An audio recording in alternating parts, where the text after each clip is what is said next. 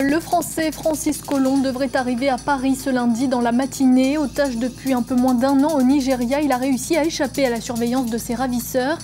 Nous entendrons dans ce journal la réaction du général Dominique Delord. On retrouvera également notre correspondante à Lagos, Julie Vandal. François Hollande est en visite en Israël. Il a donné ce soir une conférence de presse conjointe avec le Premier ministre israélien Benjamin Netanyahou. Les deux hommes ont notamment évoqué la question du nucléaire iranien. Paris formule 4 exigences pour qu'un accord soit possible avec Téhéran. Enfin, les bureaux de vote fermeront dans moins d'une heure au Chili. Des élections générales sans grand suspense. L'ancienne présidente socialiste Michelle Bachelet est bien partie pour récupérer son poste. Soyez les bienvenus si vous nous rejoignez sur France 24. Francis Collomb est donc libre après 11 mois de captivité au Nigeria. Cet ingénieur de 63 ans serait parvenu à tromper la surveillance de ses ravisseurs et à s'enfuir. Il se trouve maintenant à Abuja qu'il devrait quitter en fin de soirée pour se rendre à Paris. Retour sur son enlèvement et son évasion avec Florence Tomaso.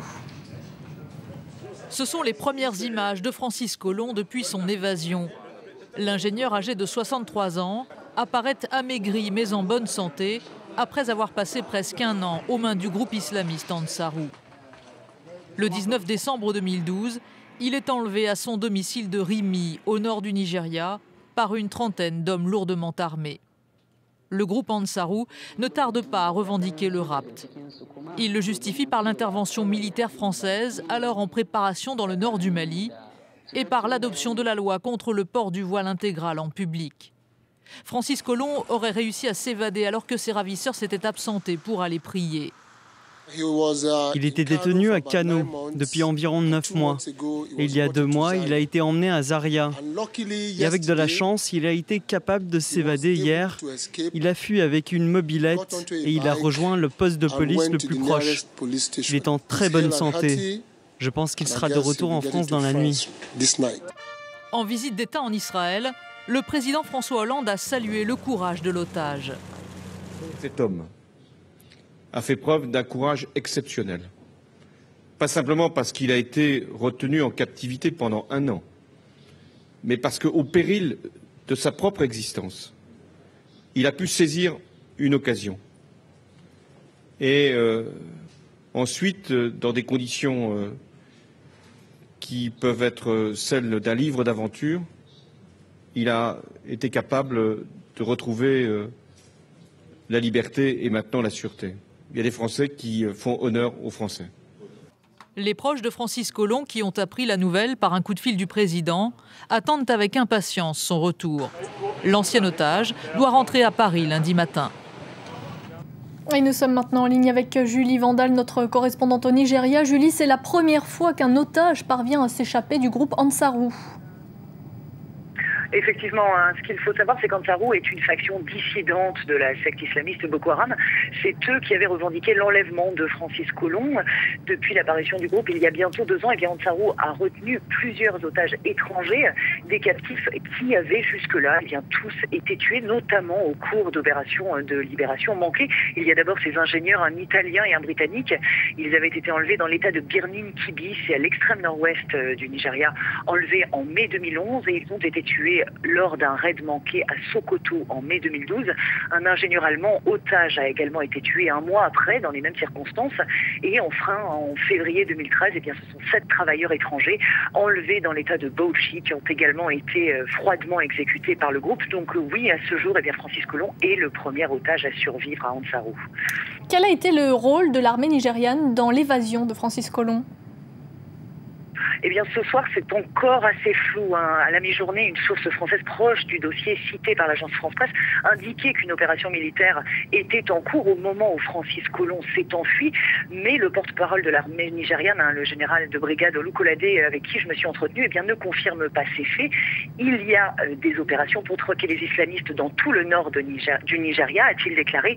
Mais nous ne sommes pas en mesure de vous dire s'il y en avait une à l'endroit précis où se trouvait ce Français.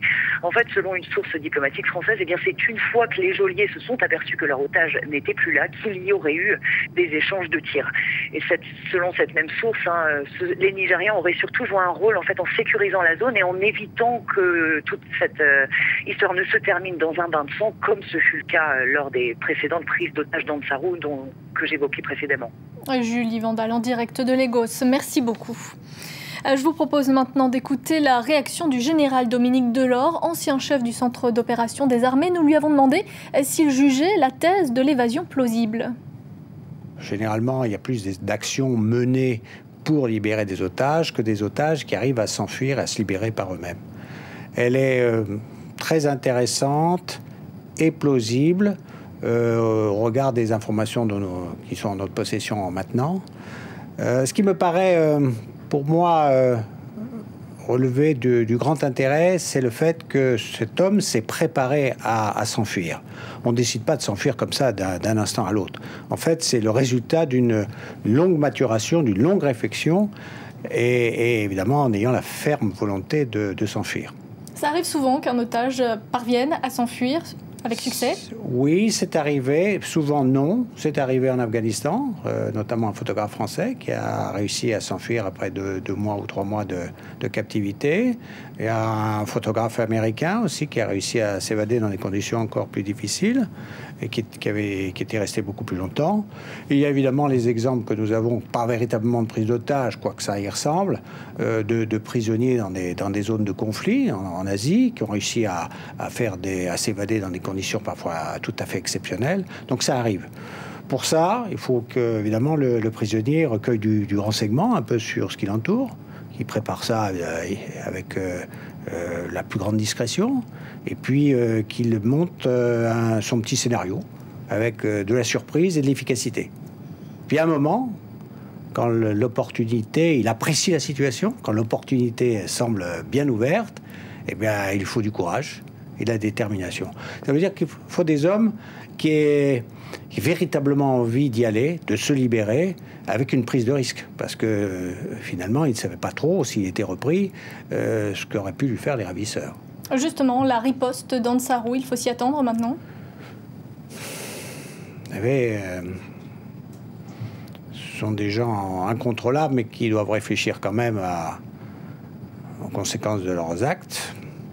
Donc ils savent que pour le moment, ils ont intérêt à se dégager de la zone où ils se trouvaient, parce que l'armée nigériane va certainement venir de très peu voir où était enfermé Francis Collomb. Et donc pour le moment, ils sont dans une phase d'esquive. Puis après, ils vont réfléchir à ce qu'ils pourraient faire après contre les Français, contre l'armée nigériane, contre je ne sais pas qui, toujours contre quelqu'un, parce qu'ils sont dans une logique d'affrontement et d'opposition. Dans le reste de l'actualité, François Hollande a entamé ce dimanche une visite de 3 jours en Israël et dans les territoires palestiniens. Il s'est entretenu avec le Premier ministre israélien Benjamin Netanyahou et le président Shimon Peres, notamment sur le nucléaire iranien. François Hollande reste ferme sur ce dossier. Il y a pour lui 4 conditions pour qu'un accord avec l'Iran soit conclu. La France, elle est pour un accord intérimaire, mais sur 4 points qui me paraissent être les 4 exigences que nous avons posées ensemble. Première exigence, mettre sous contrôle l'intégralité des installations nucléaires iraniennes. Sous contrôle international. Dès à présent. Deuxième point, suspendre l'enrichissement à 20%. Troisième exigence, réduire le stock existant. Et enfin, arrêter la construction de la centrale d'Arak. Sauf que pour Israël, ces conditions, même si elles sont respectées, ne sont pas suffisantes, comme nous l'explique notre correspondante à Jérusalem, Christelle Bernot. Le danger pour Israël, eh bien, c'est un programme nucléaire iranien, qu'il soit militaire ou civil. L'État hébreu veut mettre fin à ce programme iranien nucléaire, alors que la France veut bien que l'Iran maintienne un programme nucléaire civil.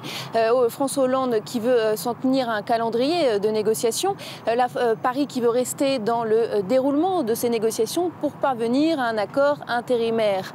Alors le président français tout de même est d'accord avec le Premier ministre israélien Benjamin Netanyahou. Netanyahou. Il a dit mieux vaut pas d'accord du tout qu'un mauvais accord. François Hollande s'est voulu rassurant auprès de ses hôtes israéliens. L'Iran ne doit pas du tout avoir la bombe atomique, a-t-il dit. C'est une menace pour Israël, mais aussi pour le monde entier. Un accident d'avion meurtrier ce dimanche en Russie. Un Boeing s'est écrasé en tentant d'atterrir à l'aéroport de Kazan, à l'est de Moscou. Les 50 personnes qui étaient à son bord ont péri. Selon le comité d'enquête, différentes pistes sont examinées, parmi lesquelles une défaillance technique, une erreur de pilotage ou encore des conditions météorologiques défavorables. 9 jours après le passage du typhon Haiyan aux Philippines, les survivants ont tenté ce dimanche de trouver un peu de réconfort et d'espoir dans les églises dévastées du pays. Officiellement, la catastrophe a fait près de 4000 morts. Le récit de Philomène Remy. Pour les fidèles de Palo, c'est la première messe. Une messe au milieu d'un paysage dévasté et à ciel ouvert. Le toit de la cathédrale n'a pas résisté au passage du typhon Haiyan. Ici, 80% des 100 millions de Philippins sont catholiques. Les témoignages de foi se sont donc multipliés à travers tout le pays. Même si nous souffrons beaucoup pour ceux qui sont morts et que nous n'avons même plus de maison, nous devons continuer à remercier Dieu, car nous avons survécu, oui. Le bilan humain reste encore à établir, mais plusieurs milliers de personnes ont perdu la vie dans cette catastrophe. Et selon les Nations Unies, près de 3 millions sont désormais des déplacés. Les dégâts matériels sont considérables. À quelques kilomètres, les cloches de Tacloban ont également sonné. De cette ville, il ne reste presque rien. Nous n'avons pas à manger, pas à boire, pas d'eau du tout. Je ne vois vraiment pas en quoi le gouvernement nous aide. Non, il y a seulement l'aide des étrangers. La population a vivement critiqué le gouvernement pour la lenteur de l'aide. Mais pour le président philippin, toutes les ressources sont déployées. Quand il s'agit de catastrophes naturelles, la seule chose à faire, c'est prier. Selon les Nations Unies, 2,5 millions de personnes ont toujours besoin d'une aide alimentaire d'urgence. À ce jour, l'ONU n'a récolté qu'un peu plus du quart des fonds qu'elle réclame à la communauté internationale. Les Chiliens étaient appelés aux urnes ce dimanche pour un scrutin présidentiel sans grand suspense. Les bureaux de vote doivent fermer dans moins d'1 heure. L'ancienne présidente socialiste Michelle Bachelet est quasiment assurée de l'emporter. Elle pourrait même être donnée gagnante dès le premier tour si elle recueille plus de 50% des voix. C'est la fin de ce journal. Merci à vous de l'avoir suivi. L'information continue sur France 24.